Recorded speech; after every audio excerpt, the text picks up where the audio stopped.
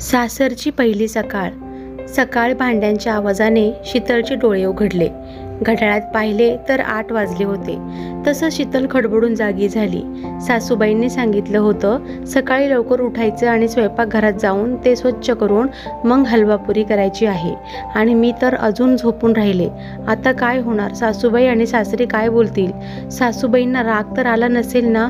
हे देवा, तिला आता रडायला येत होतं. सासू सासरे या नावाचीच तिला भीती वाटत होती. कारण आजीने अगोदरच बजावून सांगितलं होतं, तिकडे सासर आहे, जरा जपून वाग, कुणाला काही बोलायची संधी देऊ नकोस, नाहीतर आयुष्यभर बोलणे खावे लागतील. म्हणून सकाळी लवकर उठून कचरा काढ, अंघोळ झाली की साडी घालून देवपूजा कर आणि सासू सासऱ्यांना नमस्कार कर. तुझ्यामुळे तुझ्या आईवडिलांना कोणी काही बोलायला नको. एका मागून एक आजीचे बोलणे आठवत होते. शीतलने लगबगीने आंघोळ केली, साडी नेसून आरशात पाहू लागली. टिकली शोधत होती, पण टिकली काही सापडेना. मग मात्र तिने आपल्या लिपस्टिकनेच टिकली ज्या जागी लावतात तेथे लावून आपल्या खोलीतून स्वयंपाकघर गाठले. तिची लगबग सासूच्या लक्षात आली. तिने एकदा तिच्याकडे बघितले आणि तिला म्हणाली, ये बाळा, रात्री नीट झोप लागली नाही का? शीतल घाबरतच बोलू लागली, हो झोप लागली, पण थोडी उशीरच लागली, म्हणून सकाळी लवकर जाग आली नाही, सॉरी. बाळा, नवीन जागी असली की होतं असं. शीतल घाबरूनच सासूकडे पाहून बोलू लागली, हो पण आई, ती हलवापुरी.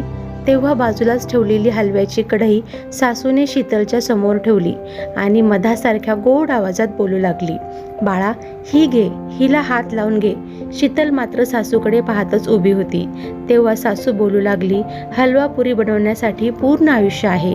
माझ्या सोन्यासारख्या सुनेचे हे हसण्या खेळण्याचे दिवस आहेत.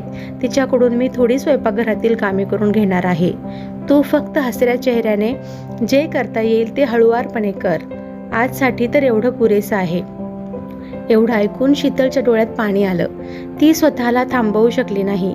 तिने क्षणात सासूला मिठी मारली आणि आपल्या रडक्या स्वरात फक्त एकच शब्द बोलली, आई. ही सासू सुनेची गोष्ट आणि त्यांच्यामधील आई मुलीचे नातं तुम्हाला आवडलं असेल तर अशाच नवनवीन गोष्टींसाठी लाईक करा, शेअर करा आणि चॅनलला सबस्क्राईब करा. ही गोष्ट तुम्हाला कशी वाटली ते सुद्धा कमेंट करून मला नक्की सांगा. धन्यवाद.